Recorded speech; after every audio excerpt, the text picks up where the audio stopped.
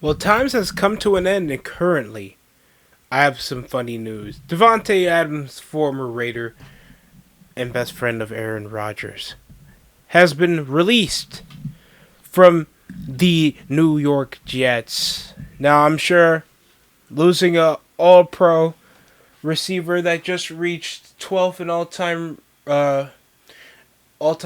in the all-time 100 and all-time receiving yards, and a deep threat and kind of the make or break when it comes to offensive production. It's a rough sell.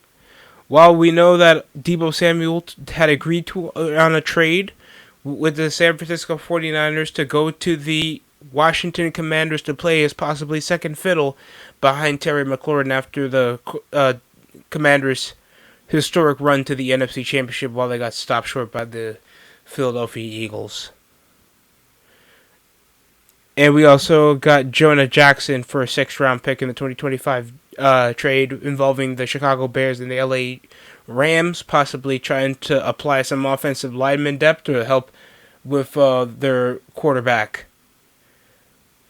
While Deebo Samuel only went for a fifth-round pick, I knew he would go for a late round because his depleting production, and he's already had issues fighting with teammates around the sideline, has sagged down and being a primary threat over the receiving core that even rookie receivers been producing more than him. And Saquon Barkley got a 2-year, $41 million contract. And if we look back when he was franchise tag, being one of the key offensive reasons for the Eagles' success in their Super Bowl campaign, why not? Guys in his prime right now. He's 28 years old. That usually would be a spurt of a decline for running back somehow. Yeah, in the NFL, age gaps around the skill position, especially around the halfback position, especially in the 2020s, have varied.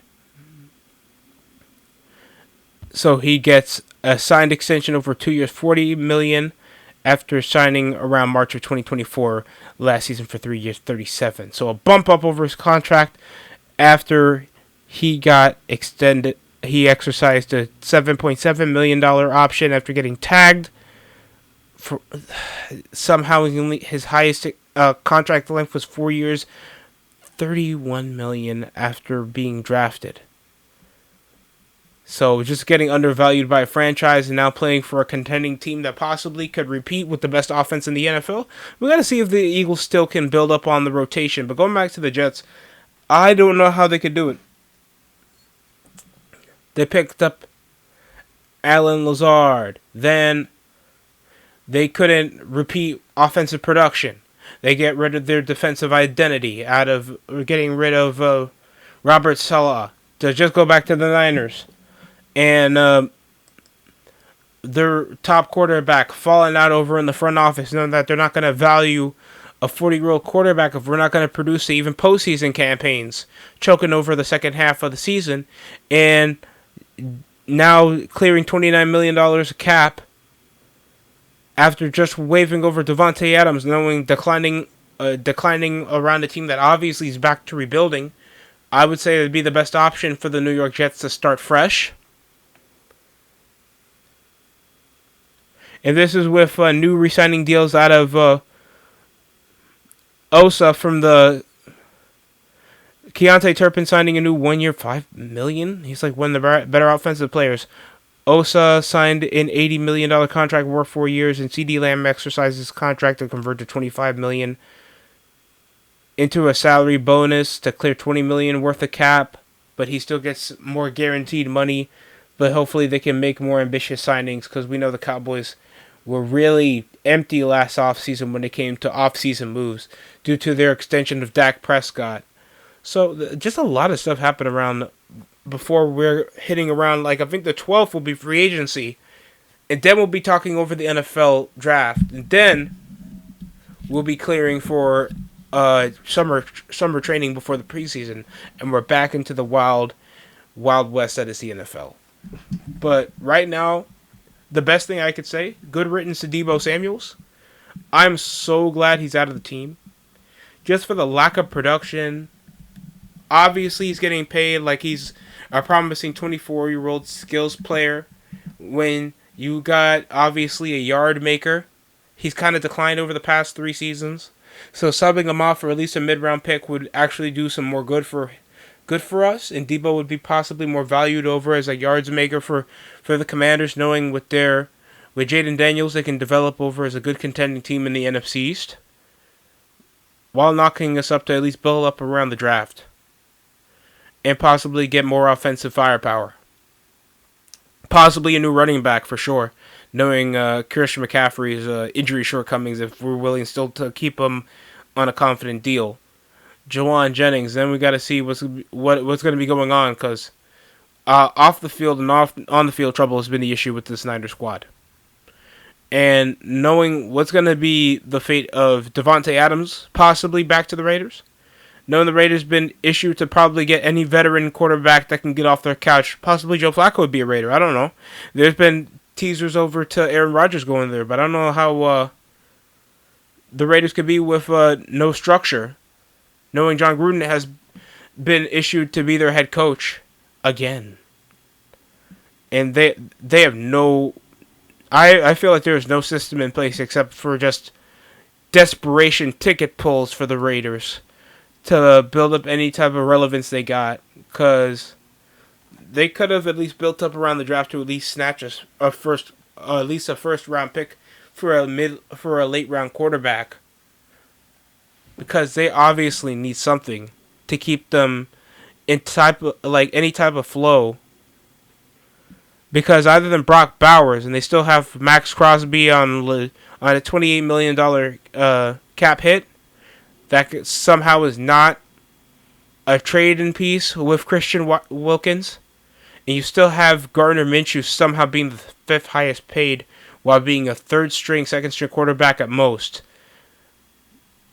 They really thought getting Matthew Stafford, even though he would be probably over on the injury decline, is still a serviceable quarterback, and why not running back with the Rams and try to research back or probably take up more scrutiny and more injuries in a tougher division like the AFC West, where you have to deal with the Chiefs twice a year and the Chargers and the Broncos. You're better off just staying home. You're better off just renewing a new deal with the Rams.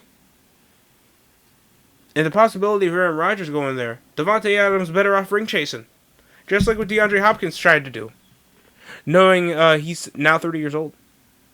I think he's like 31 now.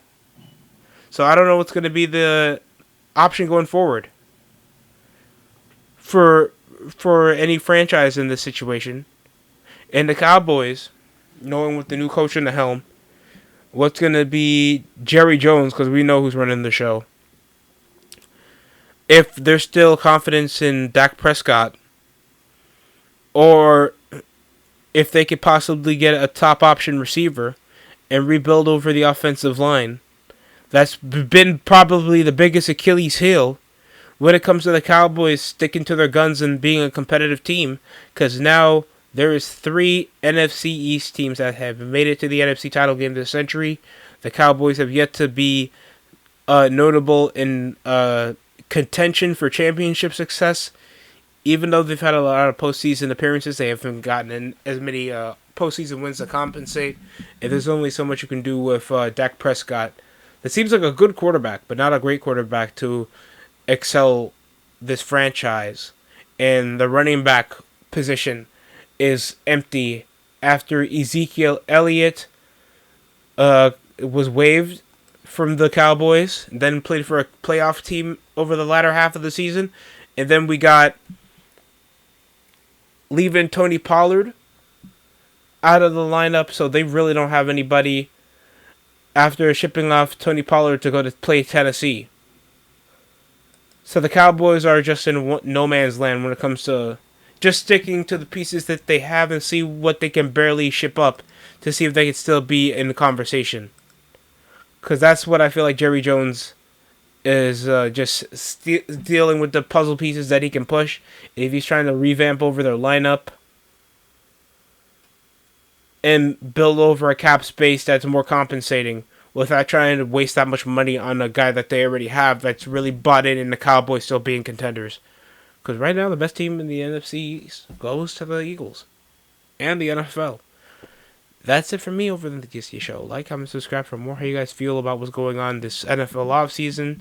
Update me of what's going on, what I didn't cover. That's it for me. Enjoy the rest of the day.